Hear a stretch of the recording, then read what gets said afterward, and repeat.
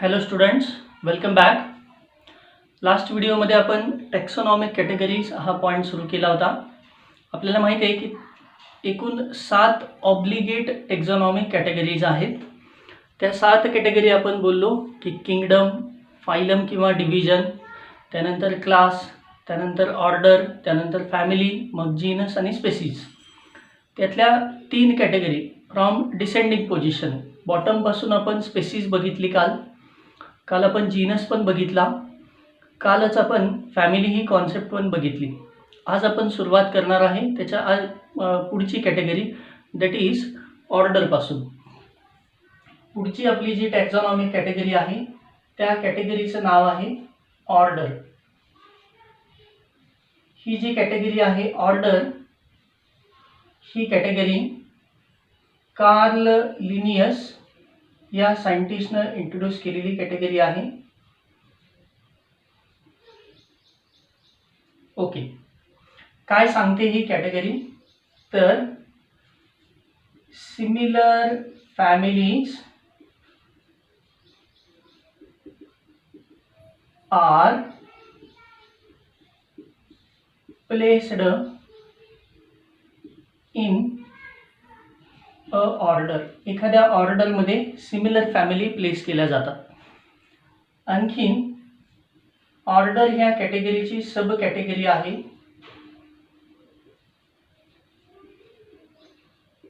ती म्हणजे सब order.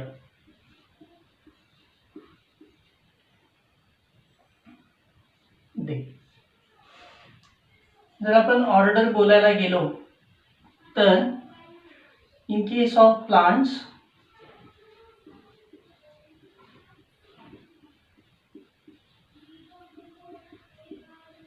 suffix is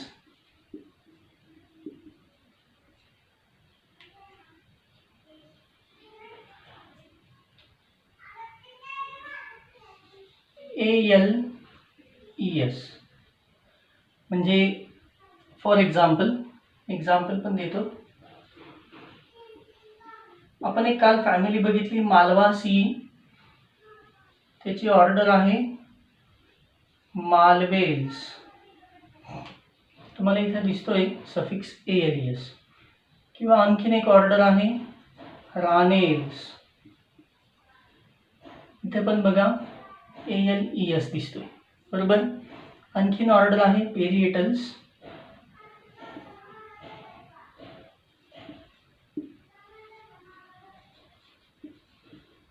ही एक ऑर्डर आहे.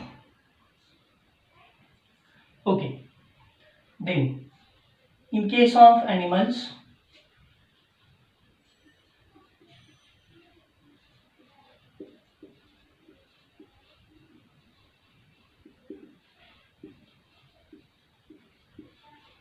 suffix is variable. ॲनिमलच्या बाबतीत सफिक्स कसा असेल तर तो व्हेरिएबल असेल, काही असू शकतं. दे ऑर्डर नंतर आपली पुढची जी कॅटेगरी येते त्याला आपण म्हणतो class.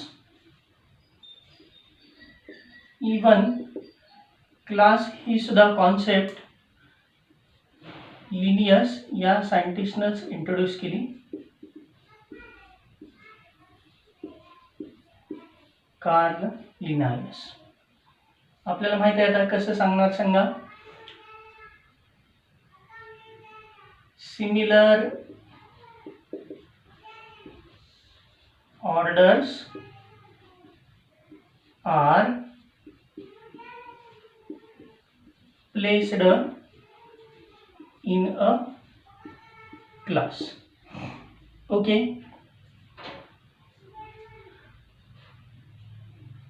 for class subcategories are subclass,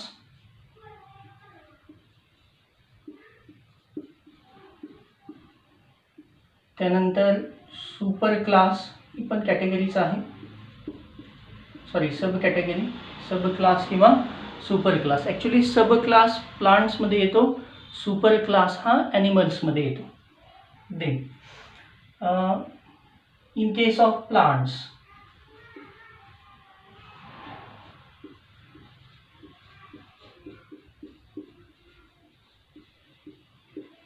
suffix is. इथं सफिक्स आहे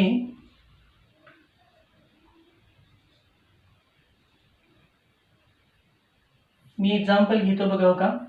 आपण असं लिहितो बघा डायकॉटिलेडॉनी.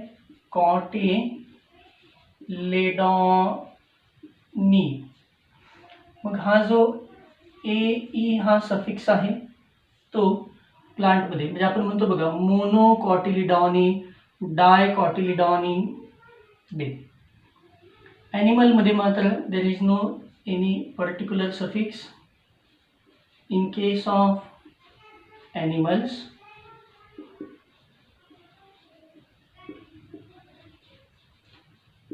suffix is variable. ओके, हे झाल्या दोन ऑब्लिगेट कॅटेगरी. त्यातली एक होती ऑर्डर, दुसरी होती क्लास. एक इम्पॉर्टंट गोष्ट नोट करूया बघा, इथं नोट करूया आपण.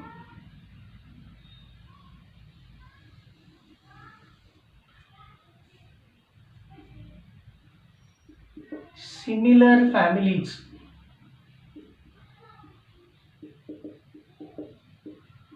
are placed together. जर 2-3 फॅमिली असतील ज्या एकसारख्या प्रॉपर्टी दाखवत आहेत, एकसारखी कॅरेक्टर दाखवत आहेत, तर त्याला आपण म्हणणार कोहॉर्ट. त्याला म्हणणार आहे कोहॉर्ट.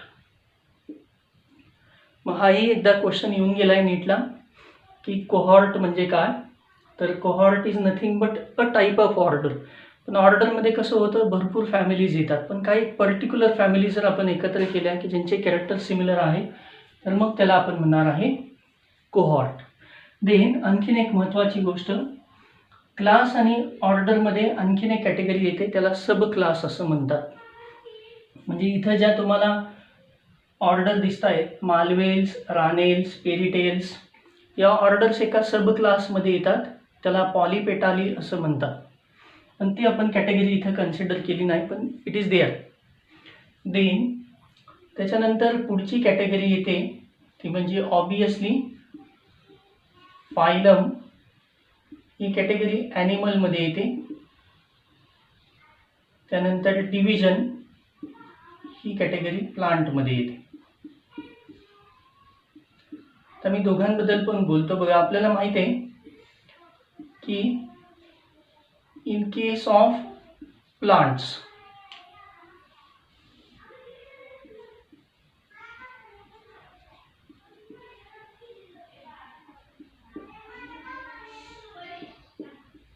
सफिक्स ऑफ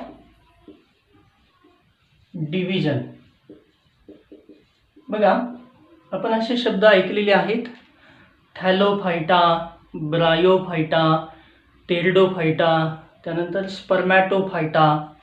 मग यांचं एंड कशानं होतो तर ओफायटा. म्हणजे थॅलोफायटा, ब्रायोफायटा, टेरिडोफायटा. ॲनिमलमध्ये असा ठराविक सफिक्स नाही आहे, पण तरी पण क्लासमध्ये फायलममध्ये आपण बघितले बघा. मोल्युस्का हा फायलम आहे, त्यानंतर इकायनोडर्मॅटा आहे, प्लाटीहेल्मिंथस आहे, ॲनिलिडा आहे. त्यानंतर कॉर्डेट आहे. त्याच्यानंतर ही एक ऑब्लिगेट कॅटेगरीमध्ये येत नाही, पण ही एक कॅटेगरी महत्त्वाची आहे, त्याला आपण म्हणणार आहे सब किंगडम. जर एखादा किंगडम मोठा असेल तर तो डिवाइड होतो सब किंगडममध्ये. जर आठवत असेल तर बघा, प्लांटमध्ये 2 मेन सब किंगडम पडतात. एक म्हणजे क्रिप्टोगॅमी आणि दुसरं म्हणजे फिनेरोगॅमी. क्रिप्टोगॅमी आणि फिनेरोगॅमी. मग हे क्रिप्टोगॅमी किंवा फिनेरोगॅमी काय आहे तर सब किंगडम आहेत. आणि शेवटची कॅटेगरी येते त्याला आपण म्हणतो किंगडम. ही सगळ्यात मोठी कॅटेगरी आहे. ह्या ज्या 2 कॅटेगरी आहेत सब किंगडम आणि किंगडम, या दोन्ही कॅटेगरी सुद्धा इंट्रोड्यूस कार्ल लिनियस याच सायंटिस्टने केलेले आहेत.